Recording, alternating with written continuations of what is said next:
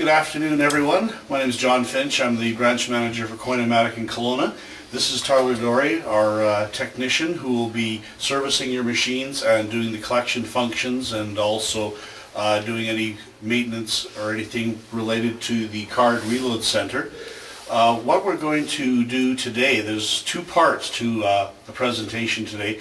And it depends on which part you'd like to do first. There's one part which is going to be related to the operation of the machines and primarily focused on the reload center. The other part is documents that we have in here, the cards, and how you go about handing these out to the residents. So I don't know which area you wanted to cover first off. Start off with how it works.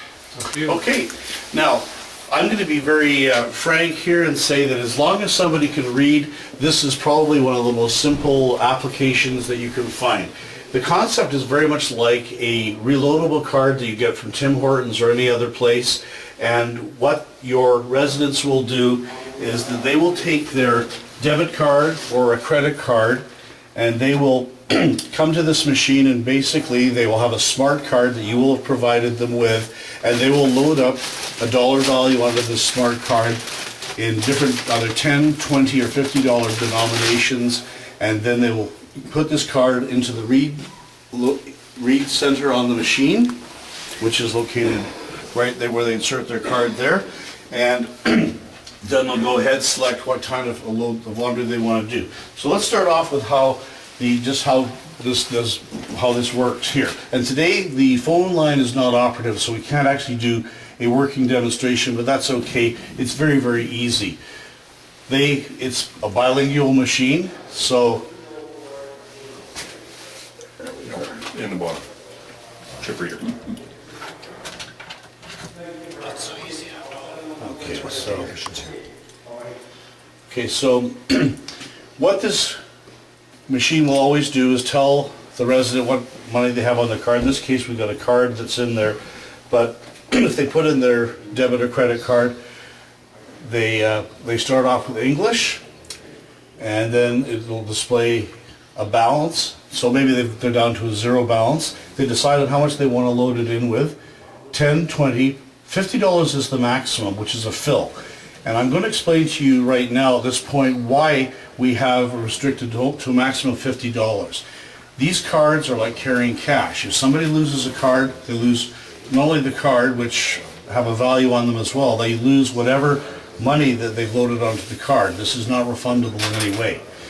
The only time that something can get refundable off a card, if there's a problem with the card, we can identify that it's not something caused by abuse or a problem other than the problem with the card itself. Coinomatic can make provisions to refund the money and issue the resident a new card. And if the card fails through natural age like a bank card does, the card can be mailed into Coinomatic and the value can be applied to a new card that gets mailed back. What happens if they move out and they got $40 on the card? They should, if they're planning to move out, they should probably either sell their card to somebody else or use the value of these cards in this building here can only be used on this machine. Same as like we have the same product up at the UBC Okanagan. Once people leave there, they can't use that card in any other facility. It's just specific to the facility that it's in. So if somebody's moving out, they should just start letting the card run down, and rather than filling it up, maybe the last month they're there, just throw $10 on or something, so they're down to next to nothing. And we encourage people, they should probably just hand their cards in when they move away. Quick question. Now, the card is not identified to a specific person, is it? Yes, actually there's a serial number on the card, Okay. and when you would hand the cards out to a resident. Okay, let me give you an example, because of what we were just talking about. Let's say a person moves out and there's $30 left on it. Could they give it to us after we confirm that there's $30 on it? Give it to us. We give the card to the next tenant and say, there's $30 on this card, give us $30 and see Certainly. from here on in. No Yes, problem. absolutely. No problem at all. That would be the easy way to do it. Certainly. Yeah, that's no problem. Because we don't want people to say, well, you're gouging us, Yeah. you know. No. Because you never know when we really want to do a lot of laundry, you know. So the next step after they've put their card in, of course, at the beginning it's always going to say it's a zero balance. They're going to decide how much they want to put in. They're just going to swipe here their Visa, MasterCard, or debit. They will press OK, because there's a, now if there's a network fee, Some networks do charge fees, and I believe it's debit cards that there is No, debit and credit are free. There's a charge for credit cards. I think Okay, it's so- 85 cents or something like that. Debit credit's free. And what was the other one you said? So debit cards are free, credit cards, there's a small, I think it actually even says on the side. Yeah, and it's not, and this is not a charge, by the way, from Coinomatic. It's charged from the credit card company. So there's no charge associated with Coinomatic for use of this machine at all. So if they do have debit, it's going to cost them nothing. So then they want to confirm the purchase amount they've chosen. And then if you're using Visa or MasterCard, you skip to step 9. If you're using a debit card, then you would go to step 8. And of course, it's just like any cash machine you go to. It asks you if you want to use your checking account or savings. You enter your PIN number, you push OK, and then in this case you'd move along to it'll approve this transaction, and then it asks you if you want a receipt or not. You say yes or no. Some people do, some people don't. And then the smart card's new balance will be displayed. You press OK, and then they just have to wait till it says remove card, so all the information's loaded on there. They take it out, and then they're ready to do their lottery. And so it's very straightforward, and I do have question and answer sheets that are part of the package I'm going to be handing out on that. Does anybody have any questions at this point?